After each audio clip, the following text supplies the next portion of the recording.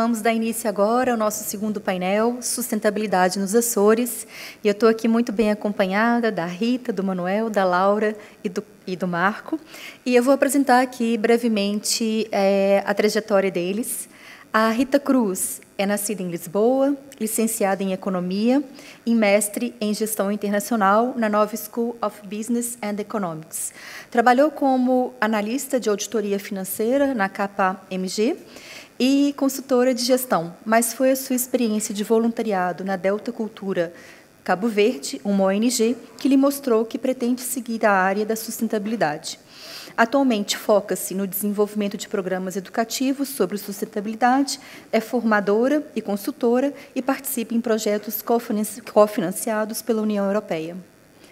O Manuel Amorim, nascido em São Miguel, é licenciado e mestre em Arquitetura Paisagística pela Universidade do Porto. Tem como áreas de interesse as paisagens culturais, os jardins históricos e a botânica.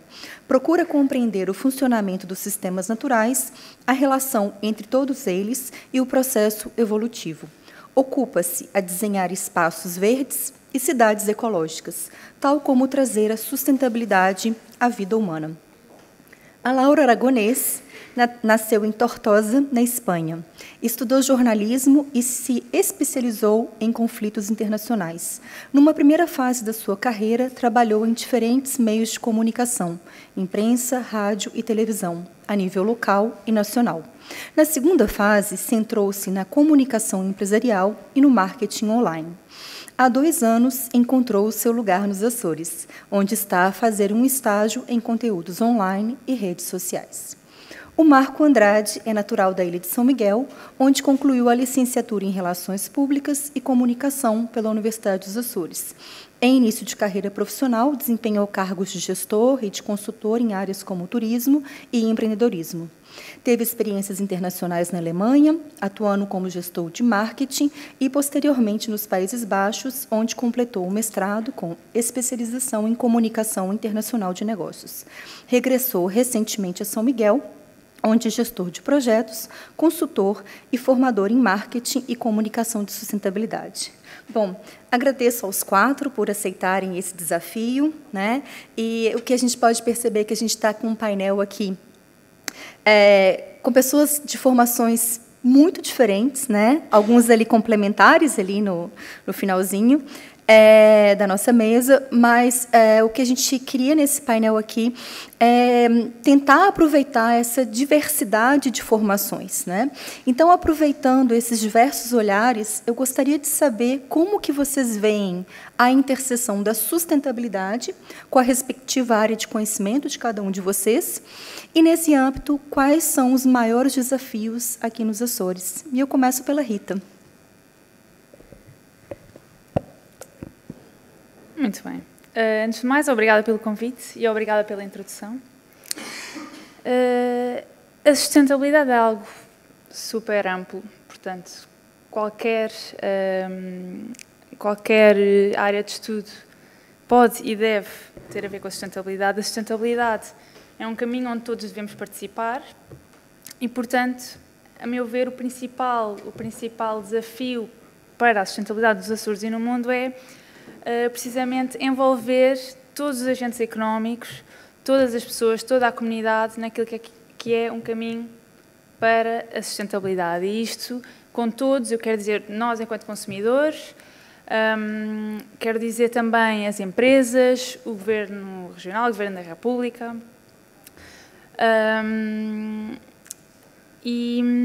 Na minha área em concreto, que é a economia,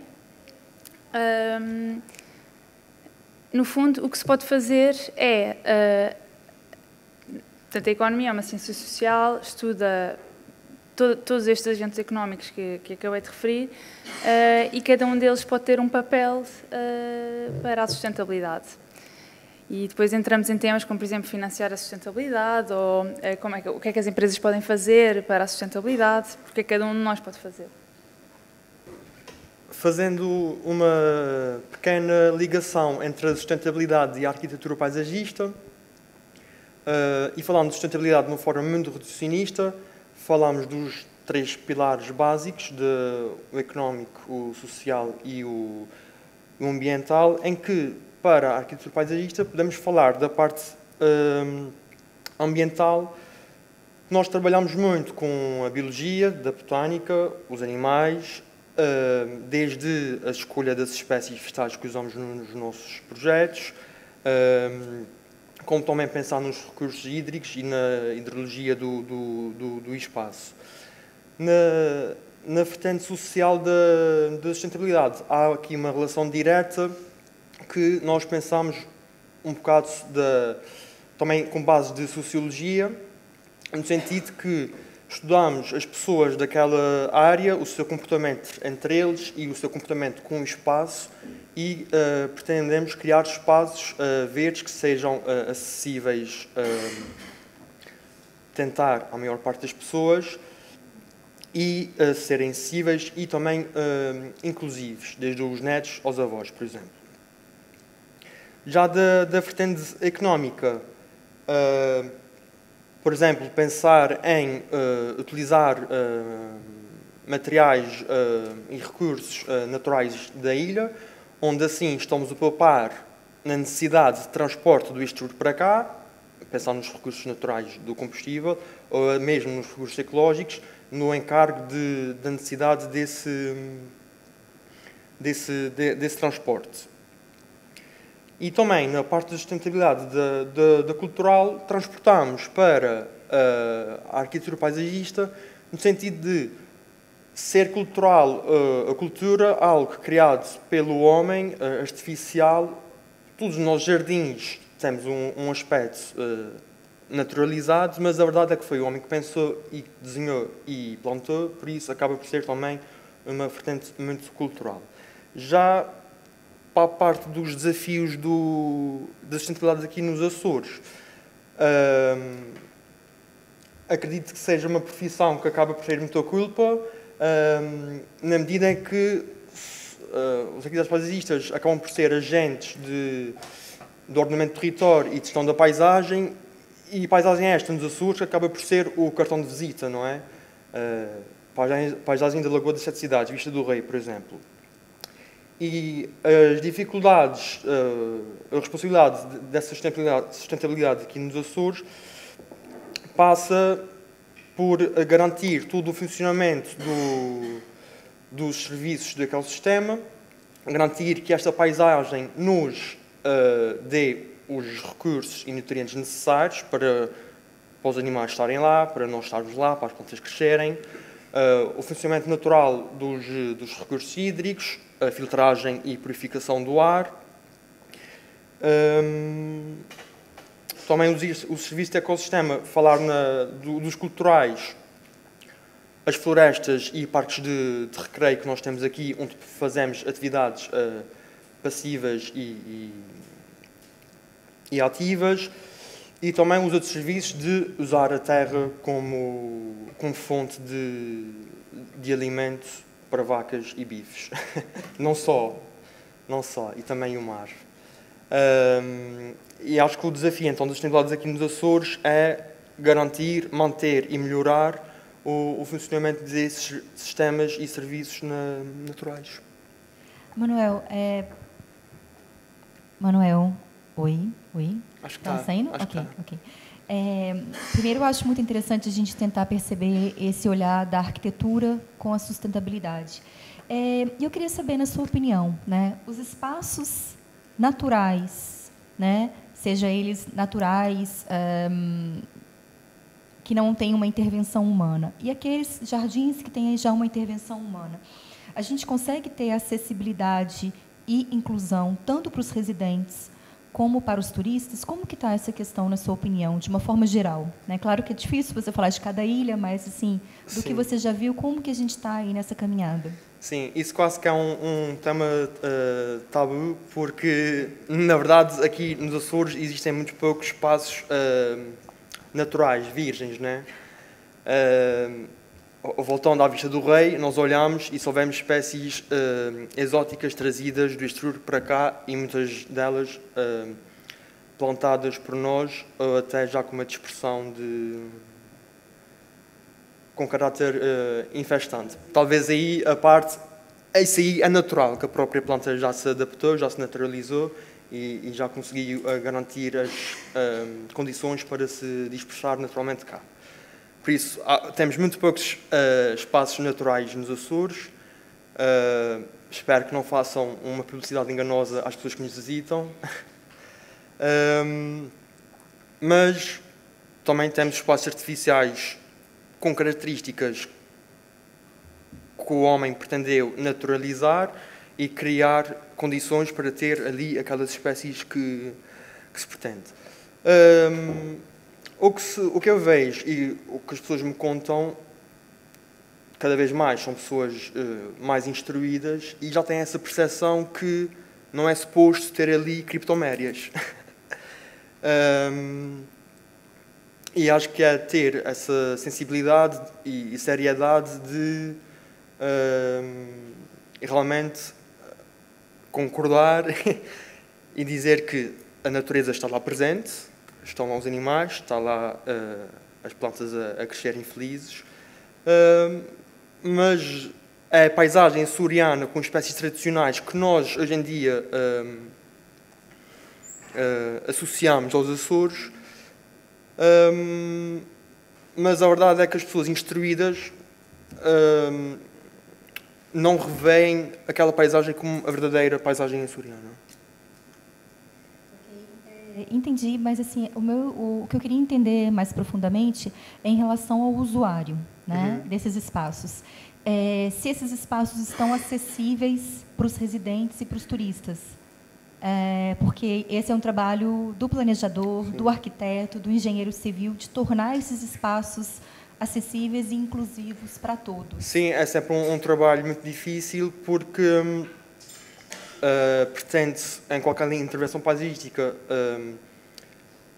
reduzir o impacto negativo no espaço, desde fazer as mobilizações do terreno mínimas, mas nós aqui temos um relevo um bocado difícil que não ajuda a que pessoas com mobilidade reduzida tenham acesso a todos os espaços. Ainda assim, dá para contornar essa dificuldade com a inserção de, por exemplo, de passadizos com madeira local que garantam a pendente, o declive mais agradável para as pessoas poderem circular. Muito obrigada, perfeito. Laura, e qual que é a sua perspectiva, né, em relação à sua área de conhecimento, que é aí a comunicação, né, vindo aí de todas as áreas diferentes, né, desde a parte impressa, rádio, TV. Como que você vê essa questão da sustentabilidade e da comunicação e quais seriam os maiores desafios aqui para os Açores? Boa tarde. Peço desculpas porque o meu português talvez não seja o melhor, mas vou tentar me fazer compreender o melhor possível. Eu só gostava que vocês todos ficassem com uma ideia de que tudo o que acontece, tudo o que se faz, se não se comunica, é como se não existisse. Se não se comunica práticas boas, coisas mais que estão a acontecer, não existe. Então, a comunicação em todos os sectores é imprescindível. E no turismo, por exemplo, acho que é muito importante para a relevância que tem. Sempre ponho o mesmo exemplo, que quando cheguei aqui nos Açores não conhecia ninguém que já tivesse estado cá. Nenhum amigo de amigo, nenhum familiar, nenhum amigo de nenhum familiar meu. Este verão passado, desde o passado e este, toda a gente estive cá, o Instagram cheio de toda a gente aqui. Isso, se calhar, é uma maneira de promover um destino sustentável, que sim, ok, mas também acho que é importantíssimo pensar aqui nos valores bons que tem a comunicação, que são o poder imenso de educar, de refletir, o poder de conscienciar a gente. E acho que, tanto pelos fornecedores de turismo, que vão ser vocês dentro de algum tempo, como agentes de turismo ativos, se é que querem trabalhar disso, como os turistas que estão a chegar, comunicar estas boas práticas e comunicar tudo o que se pode fazer de bem e os maus exemplos, que já temos imensos na Espanha, por exemplo. Antes se falou das Canárias, eu estou muito mais pertinho das Baleares, Mallorca. Toda a gente que chega aqui e visitas me dizem, isto dentro de 5 anos vai ser como Mallorca. E eu digo, isto não pode ser. E acho que é uma maneira imprescindível de não acabar com estes maus exemplos que já temos. E pronto, comunicar não só o bom que tem, senão também as maneiras de como atuar como turistas e como recebedores também de turismo, com boas práticas e de acordo com todos os factores que promovem a sustentabilidade, que acho que é o que faz deste sítio paraíso natural e que toda a gente quer conservar. Laura, aqui aproveitando a sua fala, né, e aproveitando que você vem de um país que atualmente a gente tem visto que, infelizmente, várias cidades têm tido ações de aversão ao turista, né, de repulsa à atividade turística. A gente viu recentemente Barcelona, Málaga, entre várias outras cidades, não só espanholas, mas também na Grécia, na Itália, né? Enfim, a gente já começa a ter alguma pressão turística também mais preocupante em Lisboa, Porto, Madeira, né? Algarve também, na autoestação. Como que se dá o processo de comunicação, né, na Espanha, considerando ações aí de marketing e de demarketing, quando, tipo, olha, turistas, não venham para cá, né? Então, essa seria uma ação de demarketing. Você poderia contar um pouquinho da experiência da Espanha ou alguma experiência internacional que você tenha visto de comunicação que possa ser interessante compartilhar? Eu acho que a ponta do iceberg que se falou antes, que agora os jornais ou a televisão só estão a mostrar, por exemplo, acho que bom exemplo são as Baleares e também as Canárias, que todo este verão estive cheio de manifestações de gente residente, que não se pode viver, que é só turismo, não se consegue viver. Acho que isso é o exemplo, o contra-exemplo, não é? Não é preciso chegar hasta este ponto. Acho que para contribuir numa comunicação correta é tão fácil como, por exemplo, se estamos a falar de um alojamento turístico daqui, que tem seguido de práticas sustentáveis, que tem painéis solares, por exemplo, piscina biológica e não de químicos, qualquer coisa positiva, não é? Tudo isso se tem de comunicar. Por exemplo, então a gente vê este artigo, este post no Instagram, o que seja, diz isto é interessante. Lembro-me, por exemplo, que no final o boca a boca é, em primeiro lugar, a comunicação mais eficaz. Eu posso dizer a todas as visitas que tenho em casa, aqui as beatas dos cigarros, esquece de tirar no chão, nem que na tua casa podes fazer, aqui esqueces. Isso é boca a boca, mas, por exemplo, vi recentemente post, acho que foi do Burning Summer, o festival, que dizia um festival sem beatas. Isso impactou-me. Esta é uma maneira muito fácil de comunicar, de que a gente fique a pensar. Lembro também de algum exemplo, por exemplo, uma cena nova que se está fazendo em alguns hotéis, que é pôr uma nota na cama a dizer se queres que a gente lava a toalha ou que cambie os lençóis, podes deixar aqui num sítio, senão podem ficar em cima. Isso, de primeiras vezes, isso e não percebes muito bem, não é? Mas se este hotel, que se é uma grande cadena que tem milhares de seguidores nas redes sociais, por exemplo, faz um post a dizer isso, ou uma publicação, o que seja, a gente fica a pensar e diz que se calhar não é preciso estar aqui a lavar a roupa todos os dias. Então, são pequenas práticas que, se comunicam de uma maneira eficaz, podem fazer cambiar, no geral, muitas condutas e pronto, a melhorar o que estamos a falar aqui, não é? Ô, Laura, uma coisa interessante da sua fala é que eu acho que muitas vezes as empresas, né, e até mesmo o próprio governo, ele não comunica uma ação sustentável que ele está fazendo, né? Ele faz ali fechado entre 4 paredes e ele não comunica. Isso tem que ser falado, comunicado, divulgado, né? Até para se afirmar como uma boa prática. Exatamente. Só para acabar, porque, por exemplo, neste caso, que agora está a refletir um bocadinho, neste caso, se se pode fazer um estudo ao fim do ano de que se pauparam tantos litros de água por esta prática e se pode demonstrar, e isso é um titular incrível para um jornal e que a gente possa, ou seja, no fim é tudo comunicar e é o grande poder imenso que a gente tem para fazer cambiar as coisas a nível mais global. Sim, exatamente. Bom, Marco, e qual que é a sua perspectiva? Complementando aí, né, tanto com a parte da comunicação, como com as suas experiências internacionais, né, que já teve a oportunidade de viver em dois países diferentes, não é? É verdade. Muito obrigado também pelo convite e pela oportunidade de partilharmos aqui as nossas experiências. Eu, a nível de comunicação, e pegando naquilo que a Laura estava a dizer, portanto, a Laura tem mais na empresa responsabilidade a nível de social media e gestão de redes sociais e de website. Eu trabalho mais na parte de estratégia. Portanto, trabalhamos frequentemente juntos em projetos que temos, mas com perspectivas diferentes. E uma não se sobrepõe à outra e são, na verdade, complementares. A nível da comunicação, não importa só dizer que foi feito. Importa saber, Daniela estava a referir que o Governo e outras organizações fazem muitas iniciativas e depois têm grandes problemas em comunicá-las.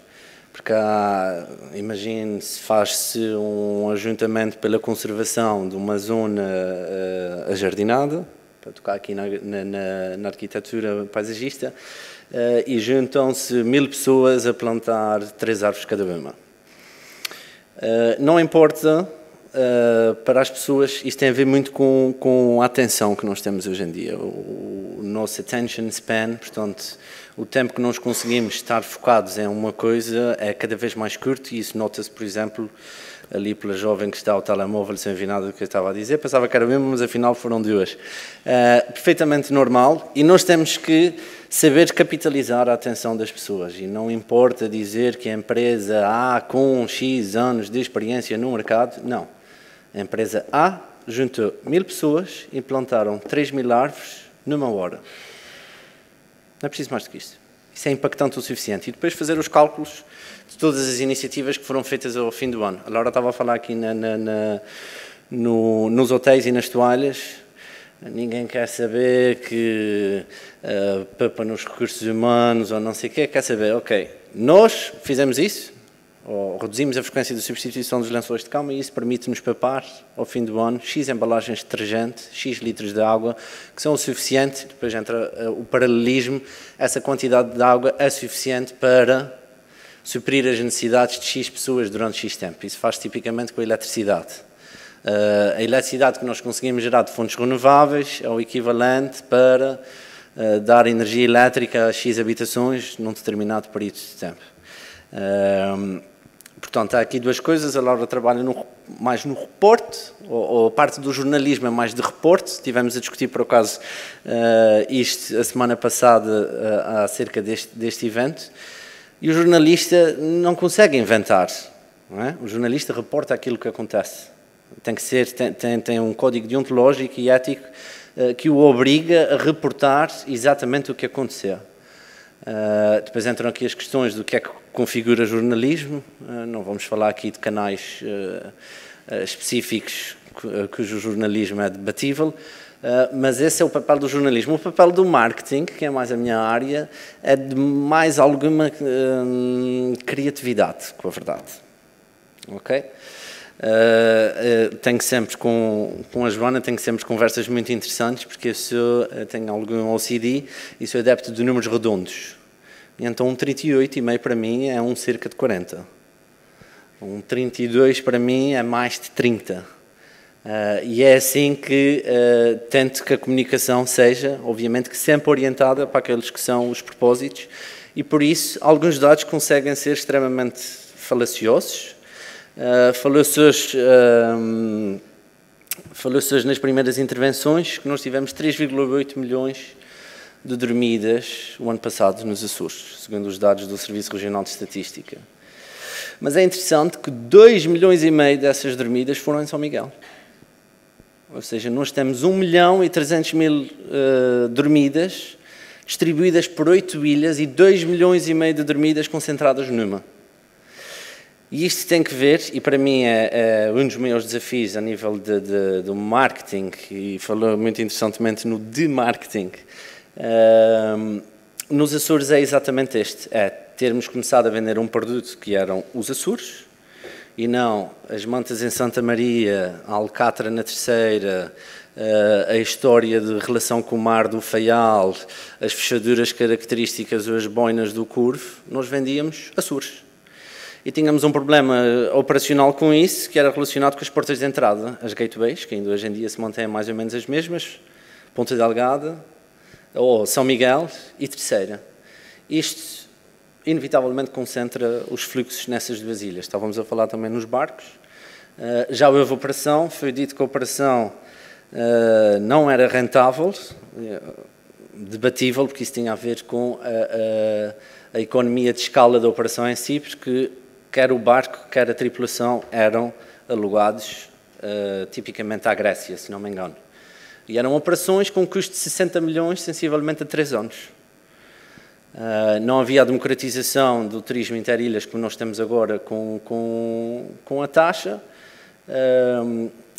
com a tarifa Açores. Obrigado, Manuel. E, portanto, isto é um problema. Porquê? Nós não comunicamos. E estávamos a falar do que o Carlos disse antes, o que é que nós queremos como comunidade. É muito bonito estarmos todos a falar que o turismo tem impactos negativos e que nos incomoda e que nós não queremos isso, mas ficamos todos em êxtase com a abertura do espaço aéreo e ficámos todos, penso que, muito concentrados no ganho económico que podia vir daí. Toda a gente se focou no ganho económico, em recuperar a ruína de família para fazer um AL, para começar a comunicar que podia-se ver da janela a Torre da Matriz ou o que quer que fosse.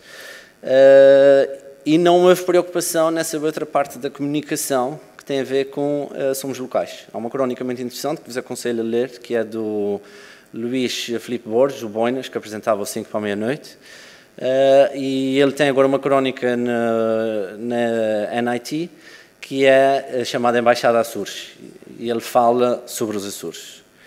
E ele fez uma crónica convidar turistas a não vir para cá. Tipo, passa a tua cena, é pulseirinha, resort, all inclusive, não venhas para cá.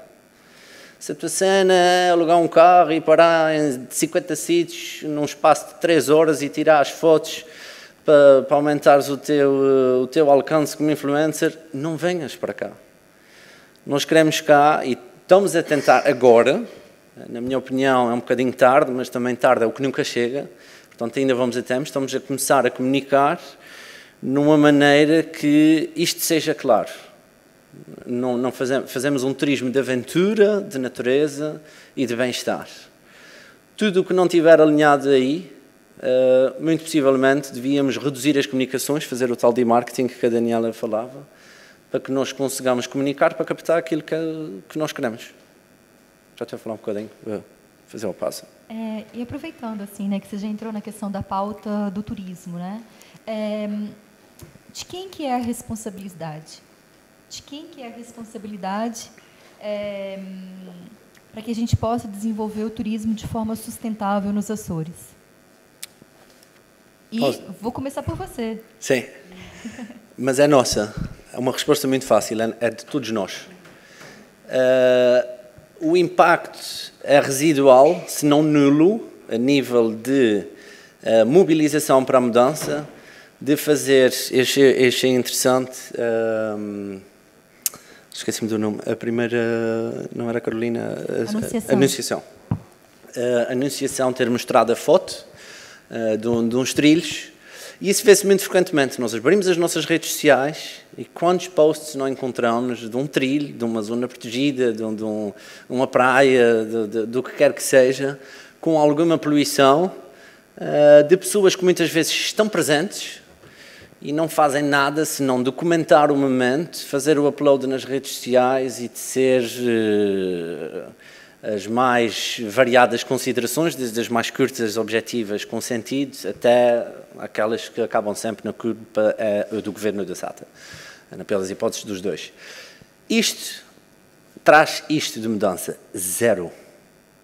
Eu não vos consigo dizer a quantidade de vezes que estava com familiares ou amigos a passear pela ilha e tive que ser um agente ativo e interventivo na preservação daquilo que eu considero que é o meu património, nosso património natural. Podia ter tirado a foto, podia ter feito upload, podia ter ido para outras instâncias, porque em alguns casos configurava mesmo crime, especialmente em zonas protegidas, e é nosso dever, enquanto residentes, não interessa se nestes sítios, mas residentes, a Laura não nasceu cá, mas trabalhamos juntos e sei que é uma pessoa altamente desperta para isso, e já apanhei várias vezes na situação das beatas, a chamar a atenção a alguém, e esse é o nosso dever.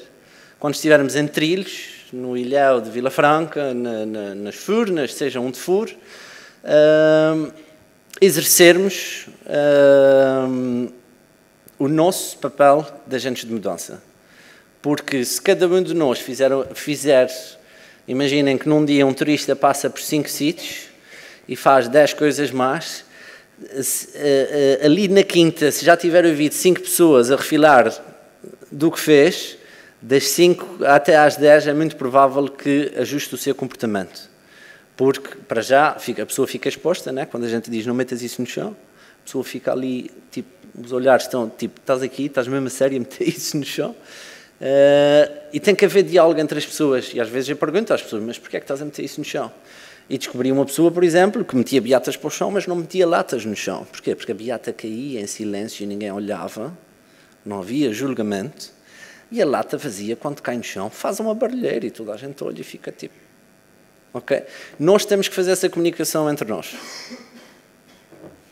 Rita, e você como uma economista, mas que tem um olhar muito social, muito humano, qual que é a sua opinião em relação a essa questão? Essa questão que a gente está debatendo, né, da responsabilidade, e se a gente está no caminho aí para conseguir, para alcançar essa sustentabilidade no turismo, ou ainda tem muito dever de casa para ser feito? Certo, eu concordo com o Marco aqui nesta questão de que a responsabilidade é de todos. Todos temos que fazer a nossa parte, quer sejamos consumidores, quer sejamos empresas. E a nossa parte, portanto, a sustentabilidade não é só a sustentabilidade ambiental, também tem a sustentabilidade social, que é igualmente importante, e sim, portanto, a nossa responsabilidade não é só ambiental, também é social. Obrigada. Marco? Sim. Não, desculpa, Manuel.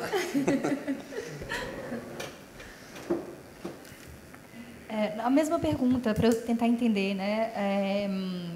Se você acha que a gente já conseguiu alcançar uma sustentabilidade no turismo, na região, ou o que tem que ser feito para a gente chegar lá? Penso que talvez ainda não, porque ainda acho que nem chegamos à velocidade de cruzeiro. Não queremos cruzeiros cá, mas ainda não chegámos à velocidade de cruzeiro, ao ponto de equilíbrio. E o que falta para chegar lá é realmente cada um de nós vestir a farda da agente de mudança e tomar a responsabilidade de comunicar bem, educar bem, de ser exemplo de boas práticas, de bem receber, para que conseguimos alcançar essa sustentabilidade da pessoa depois até voltar e passar a palavra que isto é bom, é sustentável, e ainda traz mais pessoas também igualmente responsáveis e admiradoras e respeitadoras deste lugar. Maravilha. Laura, tem alguma coisa para acrescentar em relação a essa pergunta? Se calhar sí que acrescentaba que non é só, que tamén, evidentemente, cada un de nós, o que dizía antes do boca a boca, que é a maneira máis eficaz de comunicar e de facer refletir e trocar as ideias mais da gente. Acho que também o exemplo a seguir sempre tem de ser de parte de órgãos políticos, são também quem tem de dar o exemplo, grandes empresas também, ou seja, se calhar, se estamos a falar do turismo, as empresas mais grandes, mais fornecedoras de turismo, tinham de ser as primeiras também em dar a conhecer estas boas práticas, a dar a conhecer ou a tentar educar os turistas que estavam a receber nos seus hotéis ou nas suas atividades.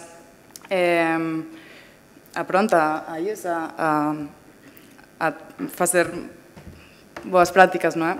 E então também é uma maneira muito mais direta de chegar a gente a partir disso. E um governo, evidentemente, também é o principal exemplo e que, no fim, é quem tem de dar também, quem tem de estar mais preocupado por isso. Sim, o governo tem um papel muito importante nesse processo, não é? Mas acho que o dever de cada um, de cada cidadão, de cada empresário, de cada trabalhador, enfim, né? Dos 3 setores aí, sem deixar de incluir, né, as ONGs, associações, cooperativas, são muito importantes também nesse processo da sustentabilidade. Às vezes, dentro da mesma instituição, estava-me só aqui a lembrar, tinha aqui uma nota do Carlos acerca do facto de eles terem decidido mudar a operação, porque notaram que era uma mancha significativa de 200 pessoas ao mesmo tempo, eles fizeram isso sozinhos. Por iniciativa própria, não foi de ninguém, não foi os portas do mar que lhes disse que havia muita gente ali, mas era um incómodo para as pessoas, mas dentro da mesma organização, e eu vou pegar num exemplo muito real, que foi de há bocado, eu estava a falar com não sei quem, está ali atrás, estávamos a falar no coffee break, e eu desci uma simples nota, que foi fantástico, viemos para cá falar de sustentabilidade e tudo mais, e até partilhei com a Daniela, e estamos a beber café e sumos e a ter sandes em pratos descartáveis. Já é bom não serem de plástico, até porque já não já não é permitida a venda, mas o que me foi dito foi que era uma boa, isto antes temos falado, que era uma boa nota, mas que havia resistência por parte, deste caso, da cantina, em ceder materiais. E isto quer dizer, eu fui aluno desta universidade, eu sei que há alguns entraves e estava a partilhar com a aluna com quem tive esta conversa, há que fazer pressão. Há que fazer pressão. Não faz sentido nenhum uma instituição de ensino.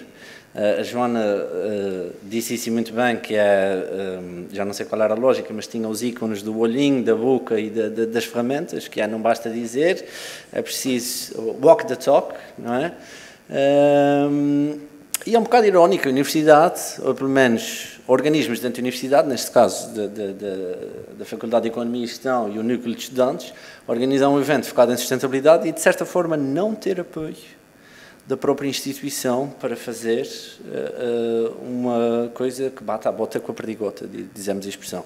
E até partilhei que já achei ótimo não termos garrafinhas de água de plástico, que vemos em inúmeros eventos, por exemplo, do Governo Regional e outros organismos públicos, em que se debate a sustentabilidade e depois vai toda a gente tomar o cafezinho de cápsula no coffee break e usar as palhetas que já são de madeira, mas que perpetuam um problema, porque a lógica é gastar energia a produzir algo para utilização única, portanto já não é plástico, é menos mau, portanto está tudo bem. Não, mentira.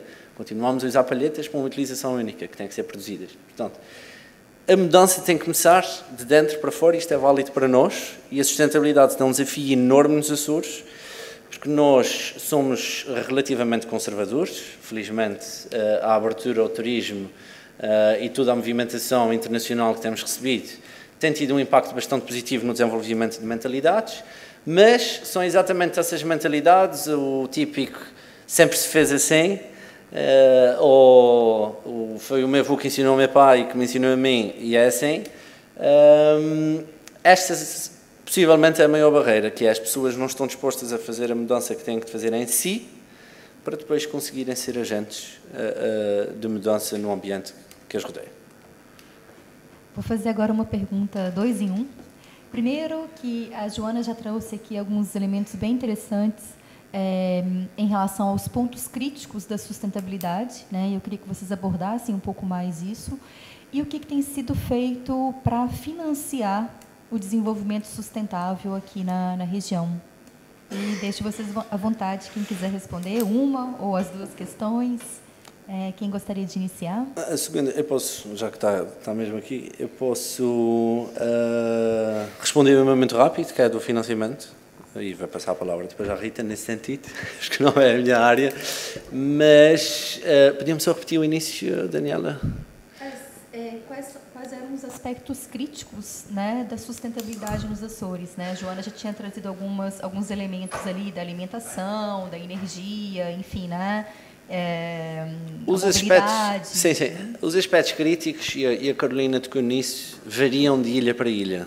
São Miguel não tem um problema com água potável. A água de São Miguel, eu penso que na última década as análises têm estado sempre 99% de qualidade. Mas água potável é um problema enorme na Graciosa, devido à salinidade. E a esse nível as coisas têm que ser, também falou a Joana, hiperlocal. Não é? Nós não podemos pensar, ok, vamos arranjar um problema para aumentar a qualidade da água nos Açores. Isto não pode ser visto desta maneira. O problema tem que ser visto localizado para que as soluções possam dar resposta ao problema que existe ali. Se estivermos a falar nos Açores, pode haver uma solução que seja implementada pelas ilhas todas, mas que muito provavelmente vai dar uma resposta muito fraca àquela que é uma necessidade muito urgente da Graciosa. Portanto, eu penso que os aspectos críticos, alguns têm sido vistos como um todo, e devem ser, como por exemplo as ligações marítimas. Conheço muitas pessoas que se recusam a vir cá porque o único meio de transporte é avião, pelo menos a nível comercial de passageiros. E isso tem que ser tido em conta as acessibilidades de fora para dentro, mas também dentro do arquipélago. Há pessoas que não visitam outras ilhas porque não lhes faz sentido nenhum um arquipélago que vai a caminho este ano da certificação nível Euro fazer um voo de 15 minutos de Ponta Delgada a Santa Maria, sem haver alternativa para isso. Quer dizer, nós estamos a ter um voo que tem os impactos maiores a nível das emissões são na descolagem e na aterragem, portanto o tempo de voo é 15 minutos, o impacto deste voo é basicamente quase o maior, e acho que deve-se ter isso em consideração. Para além disso, aspectos críticos têm a ver com a disseminação de informação também, e aqui entra também o jornalismo e a relativa baixa literacia digital que nós temos nas organizações dos Açores, que fazem com que se coloquem barreiras enormes ao estabelecimento de sinergias e parcerias com impactos positivos e grande potencial de replicação, porque as pessoas simplesmente não falam. E eu resumia isso numa frase: o problema, pelo menos no tecido empresarial da região, nos Açores, para mim, a nível de sustentabilidade, é que ainda se pensa muito que o segredo é a alma do negócio. A Joana costumava usar essa expressão nas suas apresentações, mas a verdade é que hoje em dia, a nível de sustentabilidade, a alma é que é o segredo do negócio. E se as coisas foram bem feitas, e o Carlos deu-vos um exemplo claríssimo disso, por ter avaliado o comportamento na navegação do site e ter puxado quem entrava no site para ter um contacto mais imediato através daquele pop-up com dados de sustentabilidade, teve uma taxa de conversão de 5%. Em cada 5 pessoas que acedem ao site, houve mais 5 a fazerem uma compra com base nessa comunicação acerca das práticas que têm de sustentabilidade. Outra coisa muito importante que eles fizeram, por iniciativa própria, eu não trabalho para a Futurismo, atenção, não estou aqui, nem o Carlos me encomendou estas declarações, mas outra coisa que fizeram foi deixaram de vender natação com golfinhos e comunicaram isto de forma muito inequívoca. Foi transformacional para o negócio, porque perderam uma fonte de receita, não é, que tinham, e que era altamente atrativa, em especial na nossa região. Mas decidiram isso porque fizeram uma reavaliação do seu propósito, do seu funcionamento e acham que não se coaduna. E quando isso é genuíno, e quem ouve o Carlos a falar e quem o conhece, sabe que o é, e há muitas outras empresas em que o é, quando é genuíno, funciona.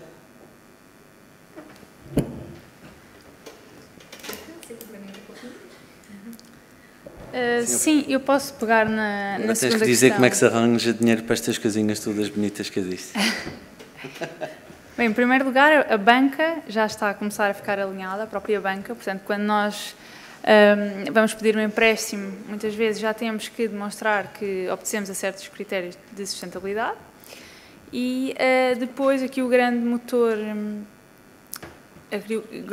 nos Açores e na Europa tem sido a União Europeia. Portanto, a União Europeia tem requisitos ambientais para emprestar o seu dinheiro. Quando nós, nos Açores, quando alguma empresa ou mesmo uma entidade individual se candidata a um fundo estrutural para ter ajuda para o seu investimento, ajuda financeira para o seu investimento, já tem que mostrar que não prejudica significativamente certos objetivos ambientais da União Europeia. E isto é um critério, portanto, é um critério que está a ser posto em prática cá nos Açores, mas é um critério com origem europeia. E, para além disto, um outro critério que é específico dos Açores e que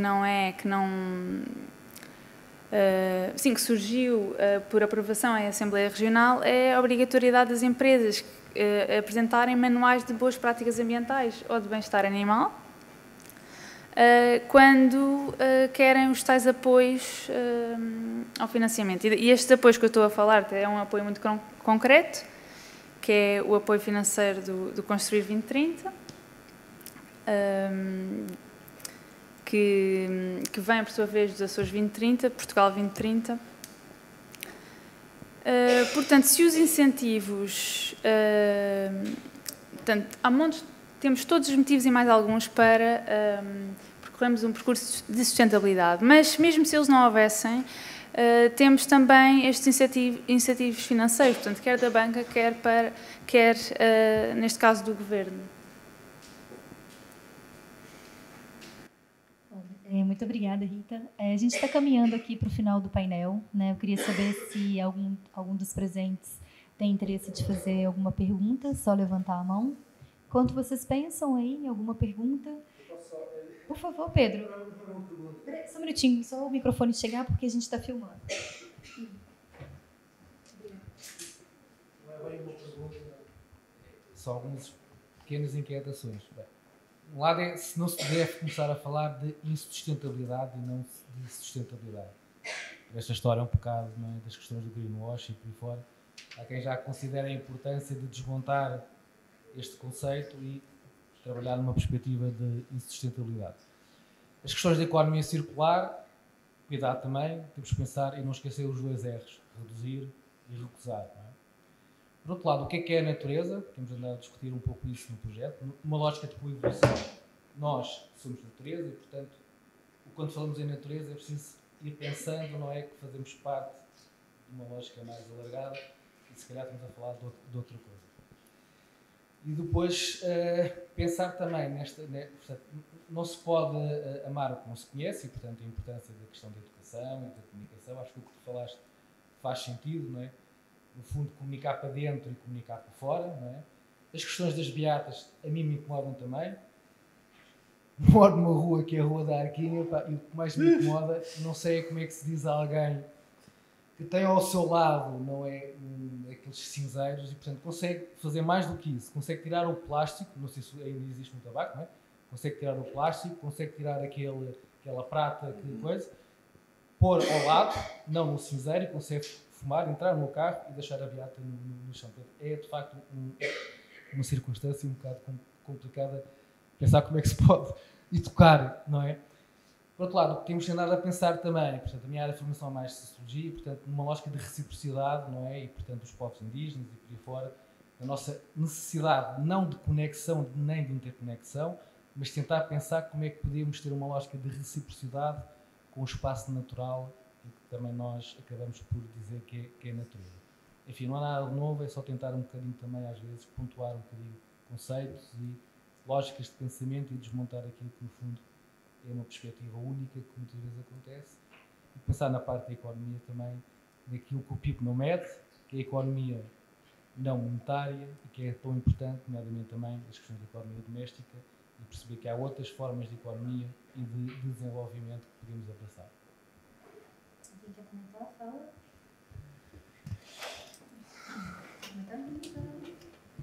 Há várias coisas aí interessantes, especialmente a parte da insustentabilidade.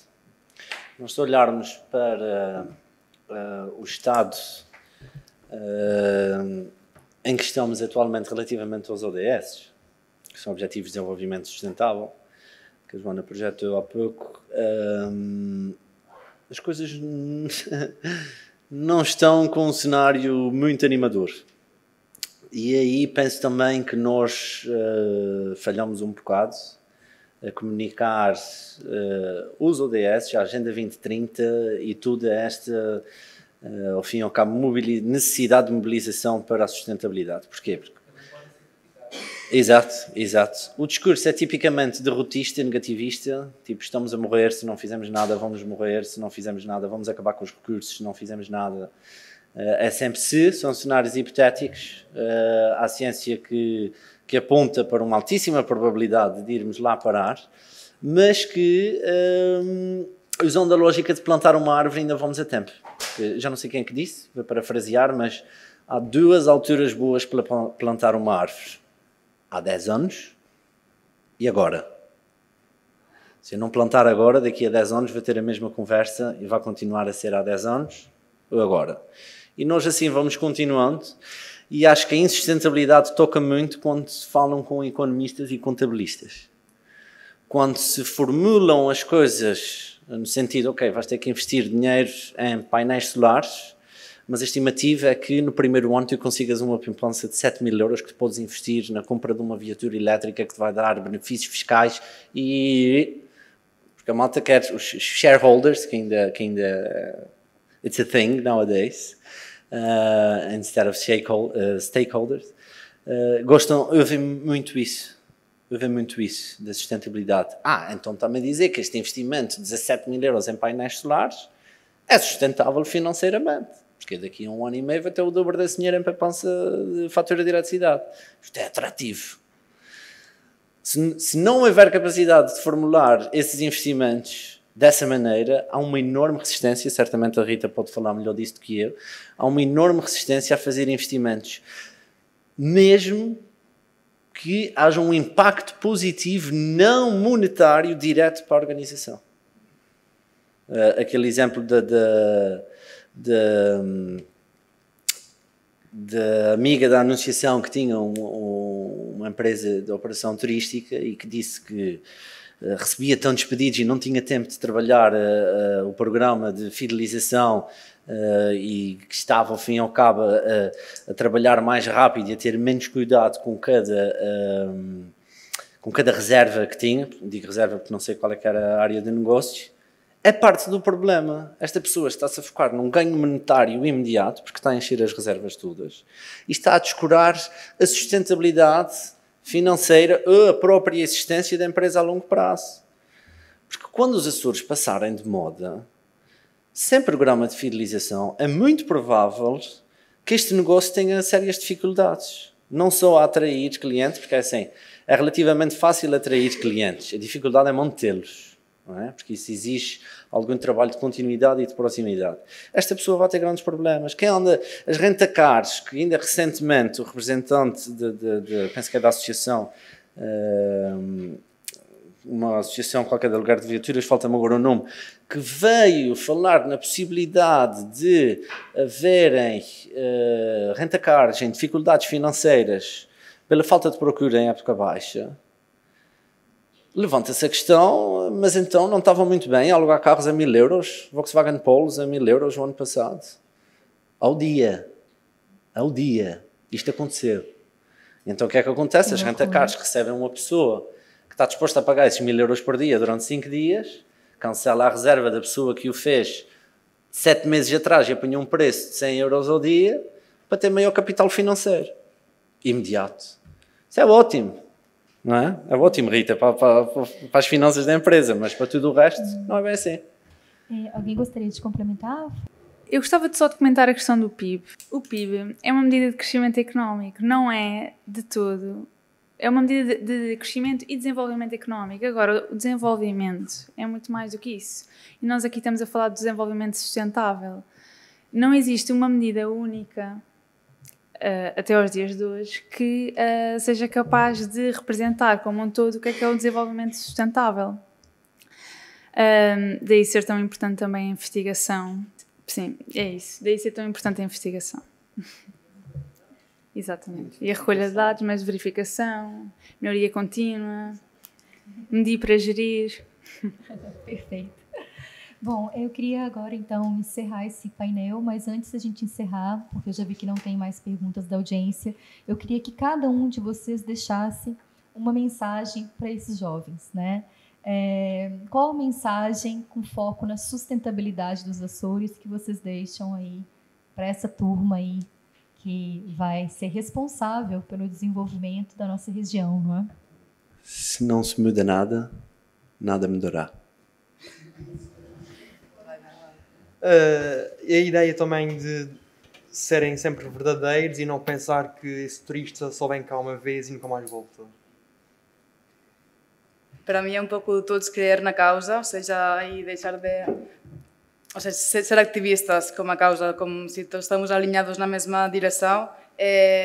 Já não é só o que estava a dizer, se calhar antes de comunicar, mas ser ativista, fazer a presa ao que estávamos a fazer, que é a maneira mais rápida e eficaz de todos ir na mesma direção.